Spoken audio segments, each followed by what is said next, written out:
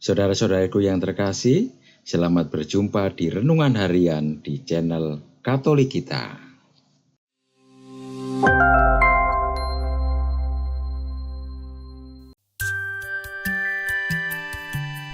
Hari ini, Minggu, 26 Januari 2025. Hari Minggu biasa ketiga. Hari Minggu Sabda Allah. Bacaan pertama. Bacaan diambil dari kitab Nehemia, bab 8, ayat 3 sampai dengan 5a, dilanjutkan ayat 6 sampai dengan 7, dilanjutkan ayat 9 sampai dengan 11.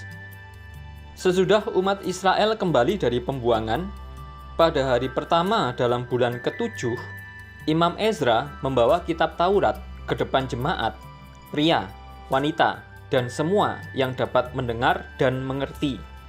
Ia membacakan beberapa bagian dari kitab itu di halaman di depan gerbang air dari pagi sampai tengah hari, di depan pria, wanita, dan semua orang yang dapat mengerti. Dengan penuh perhatian, seluruh umat mendengarkan pembacaan kitab Taurat itu. Adapun Ezra, ahli kitab itu, berdiri di atas mimbar kayu yang dibuat khusus untuk peristiwa itu. Ezra membuka kitab itu di depan mata seluruh umat, karena ia berdiri lebih tinggi dari semua orang. Pada waktu ia membuka kitab itu, semua orang bangkit berdiri.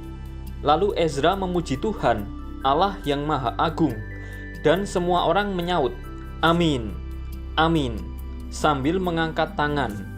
Kemudian mereka berlutut dan sujud menyembah kepada Tuhan dengan muka sampai di tanah. Bagian-bagian kitab Taurat Allah itu dibacakan dengan jelas, dengan diberi keterangan-keterangan, sehingga bacaan dimengerti. Lalu Nehemia, kepala daerah, dan Imam Ezra, ahli kitab itu, serta orang-orang Lewi yang mengajar jemaat, berkata kepada semua hadirin, "Hari ini adalah kudus bagi Tuhan Allahmu. Jangan kamu berduka cita dan menangis." Karena semua orang itu menangis ketika mendengar kalimat-kalimat Taurat. Lalu berkatalah Imam Ezra kepada mereka, "Pergilah, makanlah sedap-sedapan dan minumlah minuman manis, dan berikanlah sebagian kepada mereka yang tidak sedia apa-apa. Sebab hari ini kudus bagi Tuhan kita. Jangan bersusah hati, tetapi bersukacitalah karena Tuhan. Sebab sukacita karena Tuhanlah perlindunganmu." Demikianlah sabda Tuhan. Syukur kepada Allah. Bacaan kedua. Bacaan diambil dari surat pertama Rasul Paulus kepada jemaat di Korintus, bab 12, ayat 12 sampai dengan 30. Saudara-saudara, seperti halnya tubuh itu satu dan anggotanya banyak, dan semua anggota itu, sekalipun banyak, merupakan satu tubuh saja, demikian pula Kristus. Sebab kita semua, baik orang Yahudi maupun orang Yunani, baik budak maupun orang merdeka, telah dibaptis dalam satu roh menjadi satu tubuh, dan juga diberi minum dari satu roh. Karena tubuh pun tidak terdiri atas satu anggota saja, tetapi atas banyak anggota. Andai kata kaki berkata, "Karena aku bukan tangan, aku tidak termasuk tubuh," benarkah ia tidak termasuk tubuh? Dan andai kata telinga berkata, "Karena aku bukan mata, aku tidak termasuk tubuh," benarkah ia tidak termasuk tubuh? Andai kata tubuh seluruhnya mata, di manakah pendengaran? Andai kata seluruhnya telinga, di manakah penciuman? Tetapi Allah telah memberikan kepada semua anggota, masing-masing secara khusus, suatu tempat pada tubuh, seperti yang dikehendakinya. Andai kata semuanya adalah satu anggota, di manakah tubuh? Memang ada banyak anggota, tetapi hanya satu tubuh. Jadi mata tidak dapat berkata kepada tangan, "Aku tidak membutuhkan engkau." Dan kepala tidak dapat berkata kepada kaki, "Aku tidak membutuhkan engkau." Justru anggota-anggota tubuh yang tampaknya paling lemah, malah paling dibutuhkan. Kepada anggota-anggota tubuh yang menurut pandangan kita kurang terhormat, kita berikan penghormatan khusus. dan terhadap anggota-anggota kita yang tidak elok, kita berikan perhatian khusus. Hal ini tidak dibutuhkan oleh anggota-anggota kita yang elok. Allah telah menyusun tubuh kita begitu rupa, sehingga kepada anggota-anggota yang tidak mulia diberikan penghormatan khusus, supaya jangan terjadi perpecahan dalam tubuh. Tetapi, supaya anggota-anggota yang berbeda itu saling memperhatikan. Karena itu, jika satu anggota menderita, semua anggota turut menderita. Jika satu anggota dihormati, semua anggota turut bersukacita. Kamu semua adalah tubuh Kristus, dan masing-masing adalah anggotanya. Dan Allah telah menetapkan beberapa orang dalam jemaat. Pertama sebagai rasul, kedua sebagai nabi, ketiga sebagai pengajar.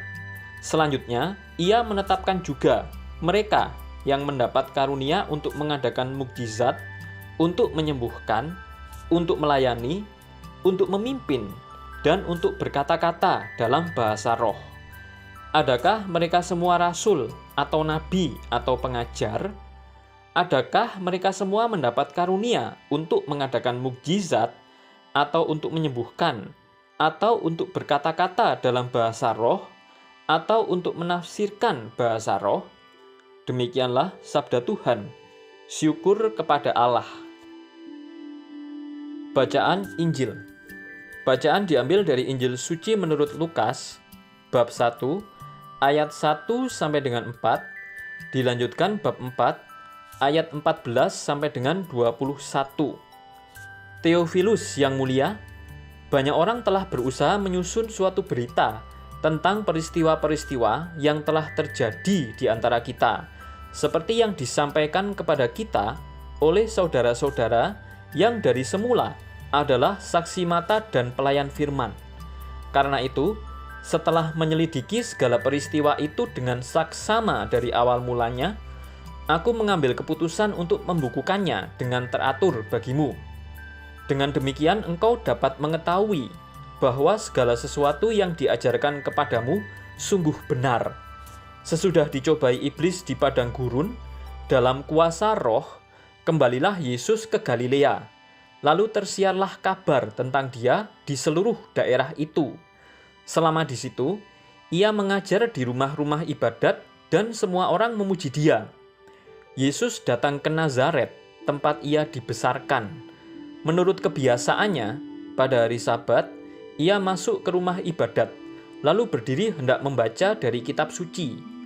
Kepadanya diberikan kitab Nabi Yesaya, dan setelah membuka kitab itu, ia menemukan nas, di mana ada tertulis, "Roh Tuhan ada padaku, oleh sebab ia telah mengurapi aku untuk menyampaikan kabar baik kepada orang-orang miskin.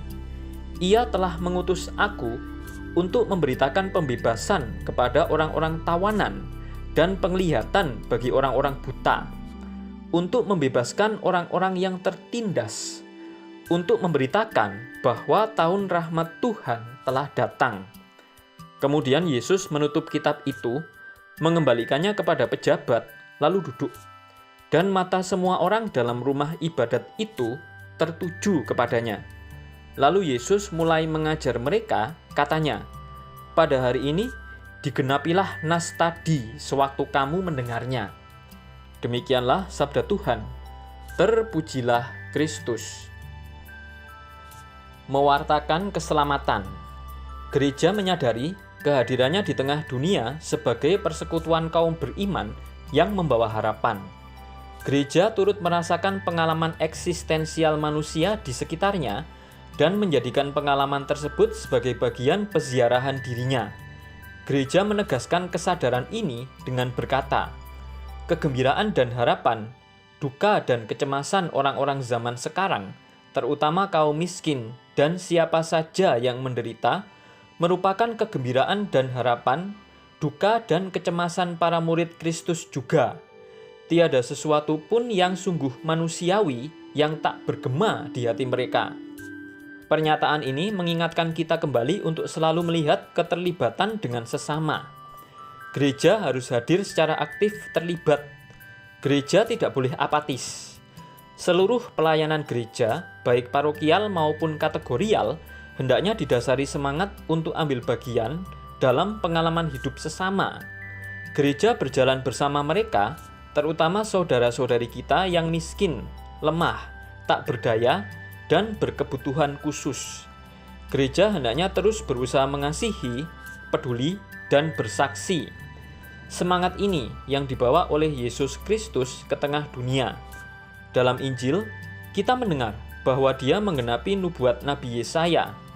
Dalam kitab itu tertulis, "Roh Tuhan ada padaku, oleh sebab Ia telah mengurapi aku untuk menyampaikan kabar baik kepada orang-orang miskin, dan Ia telah mengutus aku untuk memberitakan pembebasan kepada orang-orang tawanan dan penglihatan bagi orang-orang buta, untuk membebaskan orang-orang yang tertindas, untuk memberitakan bahwa tahun rahmat Tuhan telah datang." Dari Lukas bab 4 ayat 18 sampai 19. Setelah Yesus selesai membaca kitab itu, Ia bersabda, "Pada hari ini genaplah nas tadi sewaktu kamu mendengarnya." Misi keselamatan terpenuhi dalam diri Yesus Kristus, Sang Juru Selamat dunia. Kini, misi keselamatan itu diwariskan kepada kita untuk diwujudkan terus-menerus lewat karya pelayanan cinta kasih gereja. Semua orang dipanggil untuk ambil bagian dalam karya keselamatan ini. Dalam hal ini, kita perlu selalu menyadari bahwa gereja bukan hanya menyangkut hierarki, tetapi seluruh umat dalam persekutuan dengan Yesus Kristus. Santo Paulus hari ini mengingatkan bahwa kita adalah tubuh Kristus. Kamu semua adalah tubuh Kristus, dan masing-masing adalah anggotanya. Dan Allah telah menetapkan beberapa orang dalam jemaat. Pertama sebagai rasul, kedua sebagai nabi, ketiga sebagai pengajar.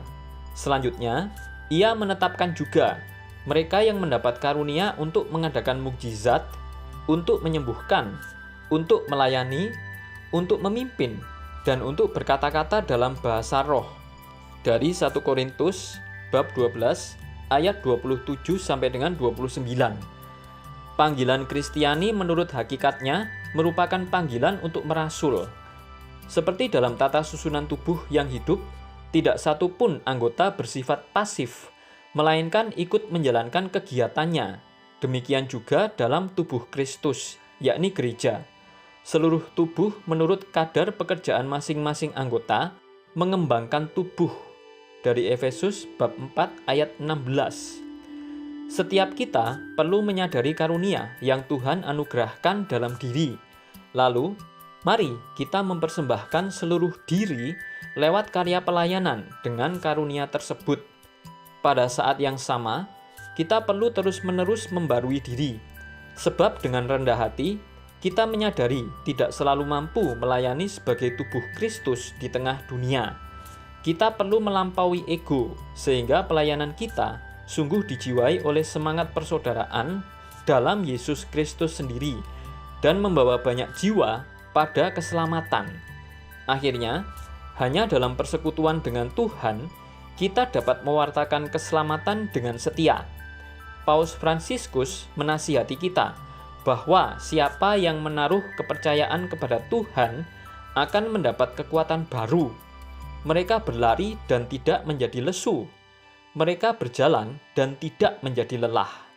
Sudahkah kita menjadi pewarta keselamatan? Tulisan oleh R.P. Manaik Sinaga, Okarm.